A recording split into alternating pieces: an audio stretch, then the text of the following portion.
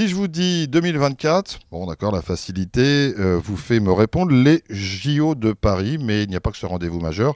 Il y aura également du 22 mars au 22 septembre 2024, la 5e édition du Festival Normandie Impressionniste qui revisitera, et pour cause, l'héritage impressionniste, puisque cela coïncidera également avec l'anniversaire des 150 ans de l'impressionnisme. Alors, opéra, exposition, photos, peinture, bien sûr, conférences en itinérance sur la région, bref, un très joli programme sur lequel nous n'allons pas complètement nous étendre dans ce magazine, mais surtout le pourquoi du comment des structures se sont regroupées pour soutenir le festival avec la CCI Normandie en tête. C'est le thème de ce magazine. Delphine Val, bonjour. Vous êtes la directrice de la CCI Normandie et avec d'autres structures, disais-je, vous avez décidé dernièrement de publier une lettre de soutien au festival. On va y revenir dans un instant. Mais ce festival, il est majeur, il est important pour l'attractivité du territoire et puis tout simplement par sa programmation. Alors effectivement, nous avons décidé de soutenir le festival. Alors tout d'abord parce que c'est l'événement culturel majeur en Normandie sur l'année 2024. Donc vous aviez raison, on a l'événement sportif avec les JO, nous avons l'événement historique donc pour le 80e anniversaire du débarquement et nous avons cet événement culturel majeur dans la mesure où cet événement va durer sur 6 mois, donc vous l'avez dit, du 22 mars au 22 septembre et il y a 150 événements qui couvrent les 5 départements qui sont proposés par l'équipe d'organisation. Donc c'est un événement qui a vocation à drainer sur le territoire entre 1 million voire 1,5 million de visiteurs. De ce fait, il était logique que la CCI, en tant qu'acteur économique majeur, puisse s'associer au festival, puisse donner de l'écho à cet événement culturel qui va être l'événement principal en fait de 2024 en Normandie. Puis le rôle majeur de la CCI Normandie, c'est ce pouvoir d'attractivité du territoire. Et donc, vous incitez l'ensemble de la sphère économique normande à se mobiliser et, j'allais presque dire, à vous embrayer le pas, en quelque sorte.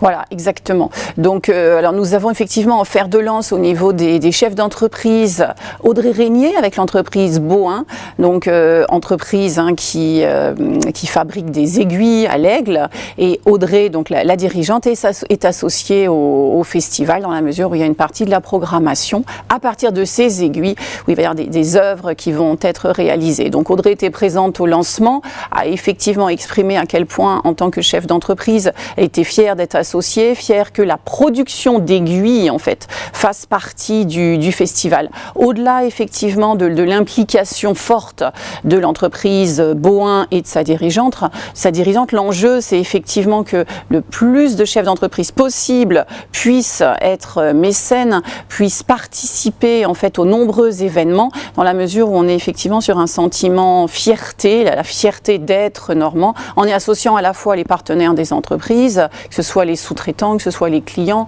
ou les collaborateurs. Donc l'objectif c'est vraiment d'avoir cet effet d'entraînement.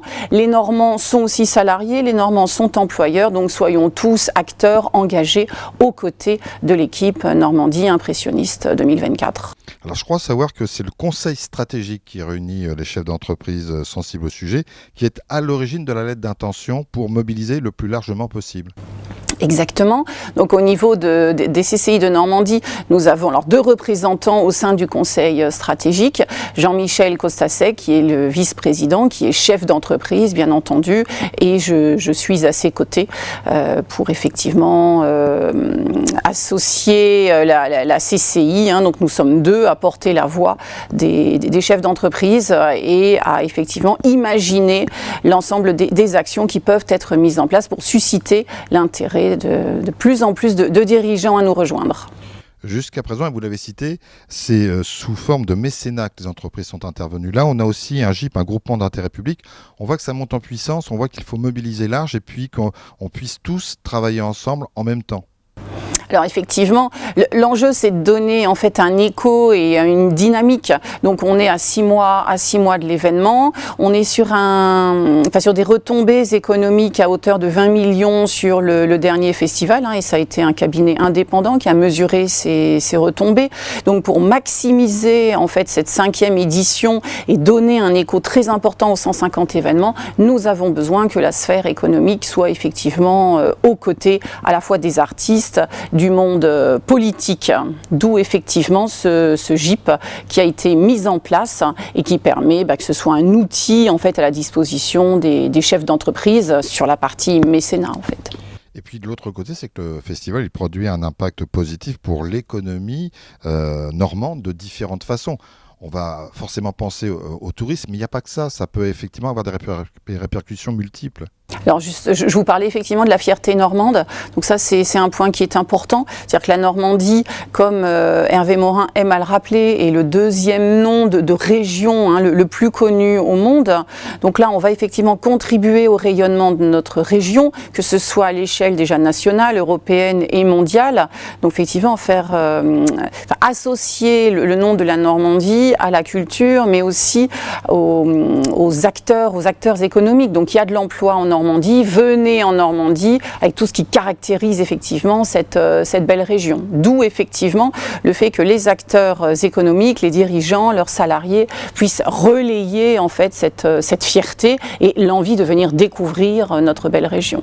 Il y a la visibilité internationale, il y a l'attractivité du territoire, et puis on se rend compte qu'avec la programmation, même s'il y a encore des choses qui resteront à affiner, on est aussi dans le domaine de la proximité. C'est-à-dire qu'on va pouvoir jouer une carte de proximité sur un territoire, sur un morceau de territoire dans lequel peuvent se retrouver justement les entreprises. Tout à fait. Donc cette carte de la proximité, c'est ce qui a généré en fait un intérêt supplémentaire au niveau de la Chambre de commerce. Donc nous avons bien des événements alors de toute nature. Et c'est vrai que l'événement d'ouverture qui a lieu à la patinoire avec une œuvre qui est du coup vivante et les patineurs vont effectivement contribuer à la réalisation d'une œuvre en temps réel. Et donc en fait, on a une diversité d'aspects culturels et créatifs. Et surtout, ça couvre les 5 départements. On a évidemment le territoire de base qui est le long de la Seine, qui va de Vernon au Havre. Mais la force de cette programmation, c'est bien effectivement de couvrir toute la Normandie. Et donc, chaque Normand, chaque visiteur va pouvoir à la fois avoir cette approche géographique de la Normandie avec un parcours au travers d'une programmation à la fois riche et variée.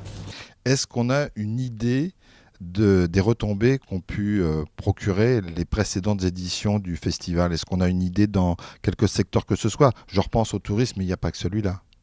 Non, mais alors c'est quand même, malgré tout, le premier secteur avec toute la partie hôtellerie-restauration. Et donc, on a effectivement une étude qui a été menée par un cabinet indépendant et qui a évalué la retombée du présent festival, donc à hauteur de 20 millions. Ensuite, c'est effectivement le fait de venir découvrir notre région et ce qui caractérise notre région, entre autres la partie industrielle. Donc, un territoire qui est dynamique. On a effectivement, que ce soit sur l'agroalimentaire, la chimie, l'automobile, enfin voilà, des visiteurs qui peuvent appréhender la Normandie avec ce prisme culturel, mais pas que. Cette lettre d'intention, est-ce qu'elle est issue d'une réflexion commune? Parce que je sais que vous l'avez faite en bonne intelligence avec le CJD Normand, avec le MEDEF Normandie. Est-ce qu'il y a quelque chose qui a déclenché cette envie de dire qu'il faut qu'on associe un maximum d'acteurs économiques de la région? Alors effectivement, on aurait pu faire chacun une lettre, mais je pense que c'était effectivement une première action prouvant qu'on est plus fort ensemble, d'où la volonté de signer une lettre commune. Et donc la signature a eu lieu le 13 septembre, en présence à la fois d'Hervé Morin, président de la région, et Nicolas Mayer-Rossignol, le président de la métropole de Rouen. Donc c'est un premier acte fort de dire on est ensemble. Toute la stratégie d'influence qui est mise en place par rapport au festival, c'est bien on parle d'une seule voix et on maximise les effets. D'où effectivement l'intérêt en fait d'avoir une seule lettre d'intention que nous diffusons le plus largement possible. Et il n'est pas trop tôt pour en parler, parce qu'on pourrait penser qu'on a le temps d'en parler. Non, il faut mobiliser toutes les âmes, les bonnes âmes, dès maintenant. Exactement, c'est-à-dire que si on souhaite avoir un festival qui est vraiment ancré en Normandie et avec du coup des entreprises qui sont partie prenante, on est à 6 mois de l'événement. C'est effectivement sur le dernier trimestre 2023 que l'ensemble des actions, des partenariats, les déclinaisons en entreprise sont à mettre en place. Donc c'est effectivement maintenant.